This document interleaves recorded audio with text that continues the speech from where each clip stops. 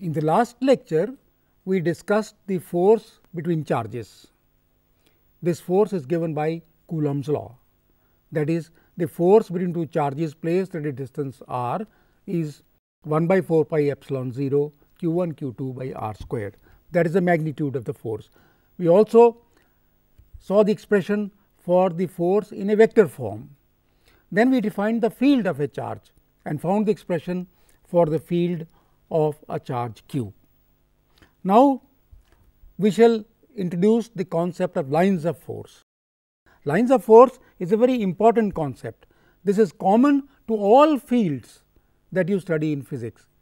The electrostatic fields, the magnetic field, the gravitational field, all these fields are defined in terms of lines of force. So, let us take the electric lines of force. Things would be similar in magnetic lines of force and gravitational lines of force. A convenient and pictorial representation of an electric field is through the lines of force or field lines. The field lines are only imaginary lines. Now, this is important to remember. There are no lines. If one charge is here, another charge is here, there are no lines. These are only imaginary lines. These lines are drawn to map the electric field. So, what are the properties of these lines of force? First, an electric field line is such that a tangent to it at any point gives the direction of the field at that point. That is, if this is the line of force, the tangent at the point P is in this direction, and therefore, this gives the direction of the field at point P. A field line starts at a positive charge and ends at a negative charge, and if there are no opposite charges present, the lines of force due to a positive charge must extend to infinity, and due to a negative charge they must appear to come from infinity. If there are two kinds of charges, then the lines start at the positive charge and the end at the negative charge. You see, the lines are ending at the negative charge. Here the lines are moving out of the positive charge. Field lines are always perpendicular to the surface of a conductor, because if they were not, they would have a component along the surface of the conductor. You see, we have defined lines of force as such that the tangent to them at any point is the direction of the line, is the direction of the field. So, if a line is at an angle to this, say in this angle, this is the line of force, then what happens? It will have a component along the direction of this conductor, and that means this field will then move the charges, because this will exert force on charges and they would move. Since the charges are static, obviously there cannot be any component like this, and therefore, the lines of force must be perpendicular at each point to a surface on which the charges are distributed uniformly, that is, the surface on which the potential is constant. Since there cannot be any field along an equipotential surface, lines of force must be normal to it, as we saw here. This is a uniform charge distribution or charge distribution, the potential is constant, therefore, this is a equipotential surface and the lines of force are perpendicular to this. The relative density of lines of force indicates the strength of the field. If in a region you have lines of force, say same region, but the number of lines of force here is larger than the number here, then this field is stronger than this field. The straight and equally paced lines indicate a uniform field. These lines are straight, they are equally placed, therefore, this represents a uniform field. Whereas, these lines, although they are uniformly placed, but they are curved, they are not straight, therefore, they represent a non-uniform field. Two field lines cannot cross. You see, if two field lines are like this, one like this, one like this, one like this, then there will be two tangents at the point O, and that means there will be two directions of the field at point O. But from the principle of superposition, we know that the field direction at a given point must be unique. There cannot be two directions, and therefore, the two lines of force cannot cross each other. An important property of the lines of force is that there is tension along their length, that is just like the stretched springs, and as soon as I give them up, As soon as I leave the spring collapses, it comes back to the original position. So, these lines of force have tension along them, and therefore, they tend to shorten their length, and in an attempt to shorten their length, they produce attraction between opposite charges. There are also lateral pressure. If these are lines of force, then this is called lateral direction. So, there is a lateral pressure. They tend to press perpendicular to their direction. If the lines are like this, then they press in this direction. And what happens because of this? Say these are lines due to two positive charges, and these are lines due to two negative charges. What happens? The lines at this point here, they are going like this, or they are coming like this.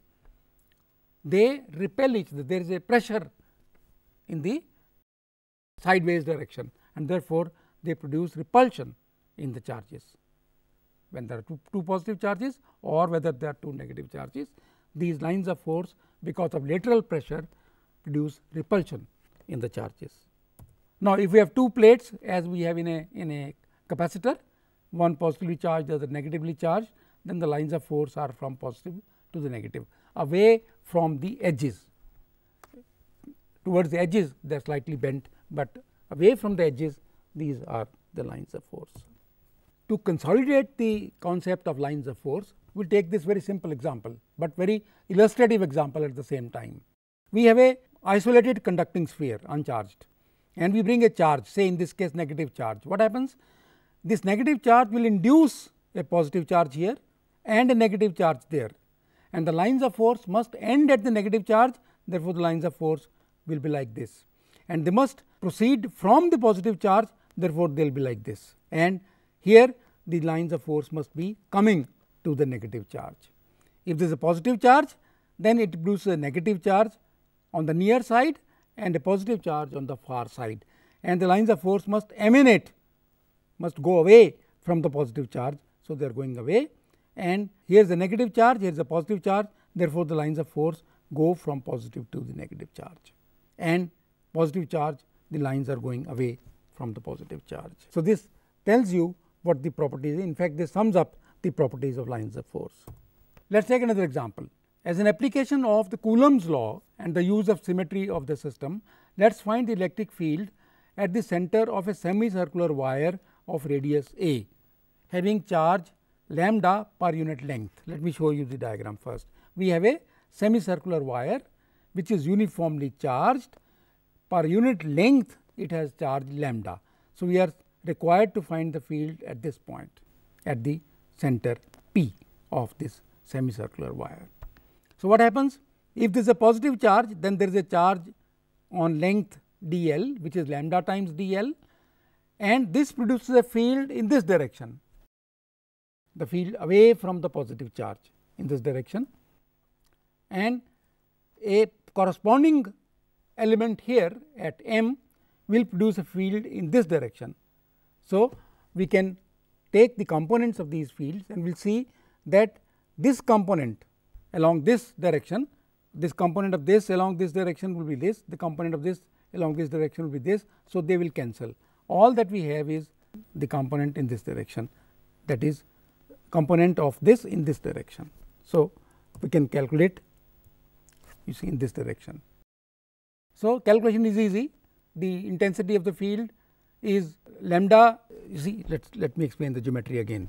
What is dl? dl can be expressed in terms of angle theta. It is a d theta. dl is a d theta. So, one can express that. So, dE is 1 by 4 pi epsilon 0 lambda times dl, which is lambda a d theta by a squared into sin theta, because there is a sin theta component that is available to us. The cos theta component vanishes. So, sin theta, and the field at P due to the whole wire, then theta varies from 0 to pi, and therefore, E is 1 by 4 pi epsilon 0 lambda by a I can take out, and then integral of sin theta d theta, which gives 1 by 4 pi epsilon 0 2 lambda by a. The direction of the field is along P x if this charge is positive. If this charge is negative, the direction would be the opposite. If I complete the circular wire, what will happen? due to this half the field would be in this direction, due to this half the field would be in this direction and the two will cancel. So, at the center of a circular wire we do not expect any field. We shall verify this by using Gauss theorem later on. Now, let us take variation of the same thing. We have a positive charge on this quarter and a negative charge on this quarter. Now, what happens? The positive charge here produces a field in this direction, of which the components are this and this. The negative charge in the corresponding element produces a field in this direction, which has a component along this and along this. Now, these two components along P x and P r, they will cancel and only this component will be available to us. This will be non-zero, these two will cancel each other, and now we can calculate what the field would be at the point P. The direction of the field at point P is P y. If this is positive, this is negative. If this is positive, this is negative, then it will be the direction P z. So, we can calculate. We know that these two components are being added. So, and we can express the components in terms of angle theta. So, the field E along P y is 2, because this is due to both the elements here on this side and on this side, positive and negative. Therefore, it is 2 into 1 by 4 pi epsilon 0 lambda by a into 0 to pi by 2. Now, theta varies from 0 to pi by 2 cosine theta d theta, because cosine theta is the component that does not vanish. So, we can calculate and gives us this, because each half has theta going from 0 to pi by 2. So, the intensity is, the magnitude of the intensity is 1 by 4 pi epsilon 0 2 lambda by a. So, let us take another example. We have a charge q which is split into two parts, one is q, the other is q minus q, and we find force between them, and we want to maximize this force. So, we will take df by dq and put that equal to 0. From this we shall find that q must be equal to q by 2, that is, the charge must be split into two equal parts, so that the force between them is maximum. Now, every field is defined in terms of a potential. So, whenever there is a field, we can define a potential, and the definition is this: E is equal to minus grad phi, where grad is a quantity given by this I d delta by delta x plus j delta by delta y plus k delta by delta z. However, if there is spherical symmetry, that nothing changes if you rotate something around theta or around phi, there is a spherical symmetry that however you rotate, you see the same thing, that is called spherical symmetry. If there is a spherical symmetry, then that gradient becomes r cap into d by dr, just simple d by dr. So, therefore, the electric field in a spherical system is given by minus d phi by dr r cap. This minus sign we shall take care of in a moment, I shall explain, but it is given by minus d phi by dr r cap. If the field is only along the x direction, then E is equal to minus d phi by dx. Now, we have seen the electric field due to a charge in the last lecture is 1 by 4 pi epsilon 0 q by r squared r cap, and from this we can guess what phi would be, and phi turns out to be this.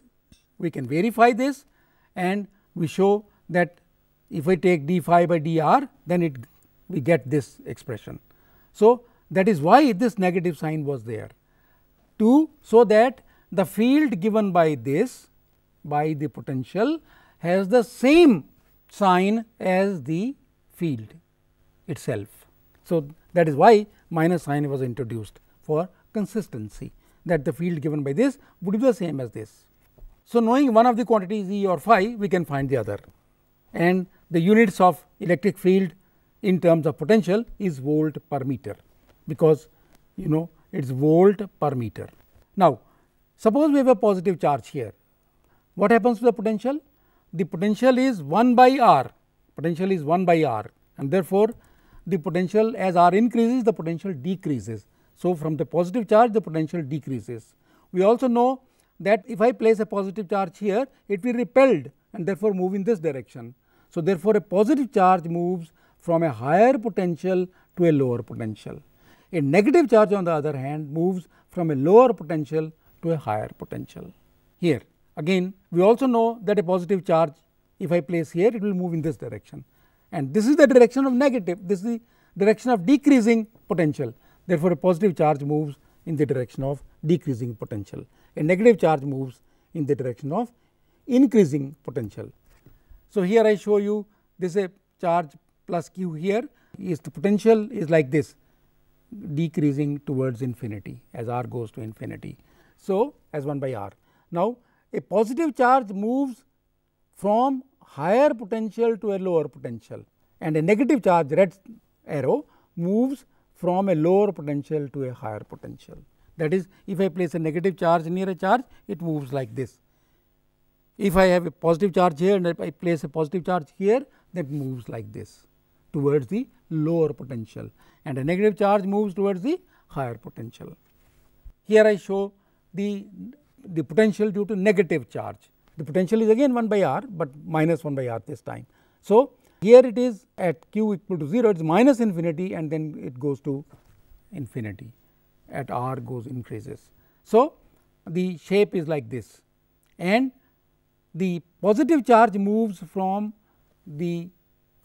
infinity towards the negative charge, and towards from a higher to a lower potential. A negative charge, red arrow, moves from a lower potential to a higher potential. The two move in opposite direction. Positive charge moves from a higher to a lower potential, and negative charge moves from a lower to a higher potential. So, in this lecture we have learned two things. One, lines of force, we have also seen their properties, and we have learned about the potential, which is given by, if E is in the x direction, then it is minus d E, the electric field is minus d phi by dx.